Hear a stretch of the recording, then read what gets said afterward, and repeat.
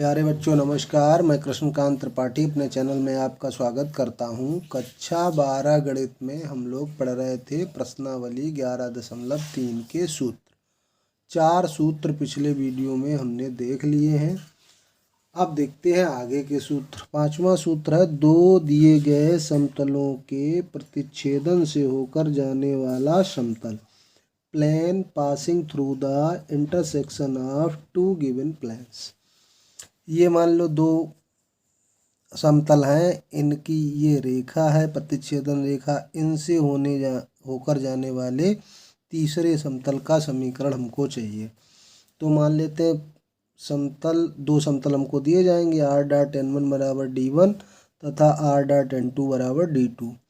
इन दोनों की प्रतिच्छेदन से जाने वाले, या सवाल में ऐसे आ जाए कि दोनों की प्रतिच्छेदन रेखा से होकर जाने वाले, एक ही बात है कि प्रतिच्छेदन रेखा से जाने वाले समतल का समीकरण कैसे ज्ञात करेंगे। r n1 और दूसरे में लेमडा का गुणा, मतलब n2 में लेमडा का गुणा। अब इधर लेमडा का गुणा हो जाएगा तो d2 में भी तो हो जाएगा, तो d1 प्लस लेमडा d2 हो जाएगा। मतलब r dot n1 plus lambda n2 d1 plus lambda d2। फिर इसके बाद सवाल में कोई ना कोई कंडीशन दी होगी कि ये इस बिंदु से होकर जाता है, उस बिंदु को संतुष्ट करा देंगे तो लेमडा का मान ज्ञात हो जाएगा। फिर इसी समीकरण में रख देंगे तो हमको समतल का समीकरण प्राप्त हो जाएगा। अगर कार्तीय रूप में समीकरण दिए हुए होंगे तो n1 ऐसे लिखा होगा, a1i plus b1j plus c1k n2 a2i plus b2j plus c2k, और r वेक्टर की जगह xi plus yj plus zk ऐसे लिखा होगा। तो समतल का समीकरण क्या हो जाएगा, a1x plus b1y plus c1z minus d1 plus lambda a2x plus b2y plus c2z minus d2। मतलब जो पहले समतल का समीकरण होगा और दूसरे वाले में लेमडा से गुणा होगा, उनको जोड़ देंगे बराबर 0 कर देंगे। ये बात इतनी आपको समझ में आ गई। अब अगला सूत्र देखते हैं, दो रेखाओं का सहतली होना।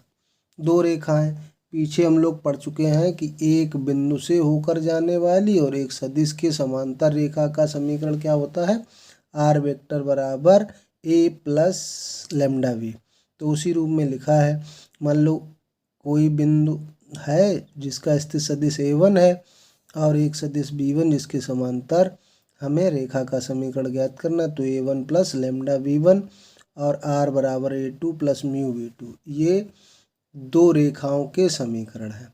तो रेखाएं सहतली कब होंगी, जब a2 माइनस a1 यानी कि दूसरी रेखा जिस बिंदु से होकर जाती है उसके स्थित सदिश से पहली रेखा जिस बिंदु से होकर जाती है उसके स्थित सदिश को घटा देंगे और b1 क्रॉस b2 से उसका डॉट प्रोडक्ट निकाल के 0 अगर आएगा तो हम कहेंगे रेखाएं सहतली हैं, एक ही तल पे हैं।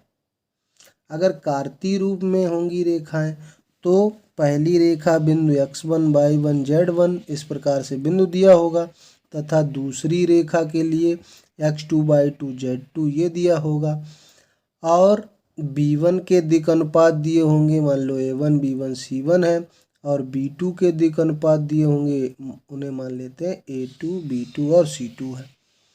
तब हम क्या करेंगे, रेखाएं सहतली होंगी उसके लिए सारणिक x2 minus x1 y2 minus y1 z2 minus z1 पहली रो में, फिर दूसरी रो में पहली रेखा जो b1 है उसके दिक् अनुपात a1 b1 c1, फिर दूसरी रेखा के दिक् अनुपात a2 b2 c2 बराबर ये सारणिक का मान 0 होना चाहिए।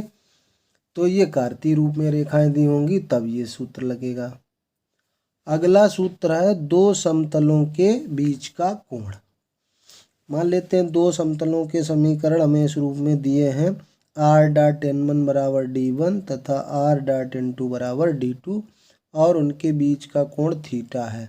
तो हम लोग कैसे निकालेंगे, कॉस थीटा का मान निकलेगा n1 डॉट n2 बटे mod n1 into mod n2।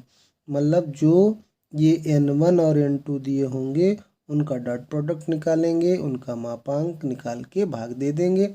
और ये मॉड में है क्योंकि ये हमको न्यून कोण प्राप्त होगा।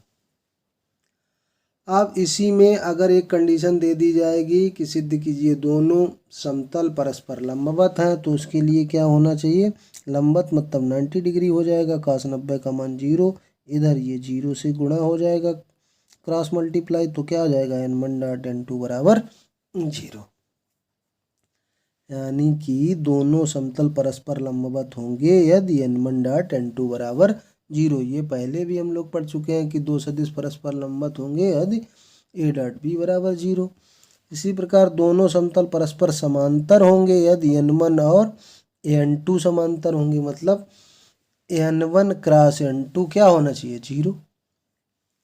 तो n1 और n2 अगर समांतर हो जाएंगे तो दोनों समतल भी समांतर होंगे।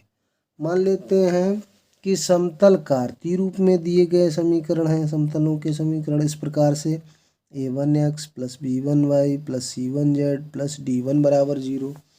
दूसरे समतल का समीकरण a2x plus b2y plus c2z plus d2 बराबर 0।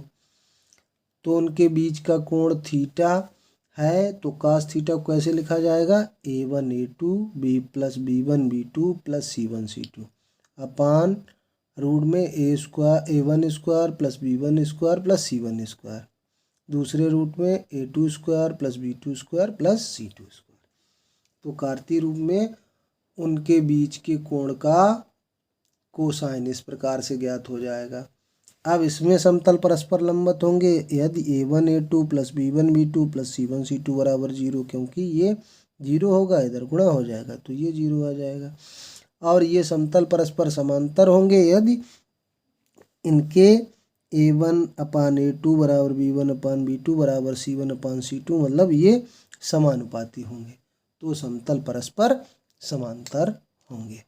अब 2-3 सूत्र और इस प्रश्नावली में रह गए हैं, उनको अगले वीडियो में देखेंगे। धन्यवाद।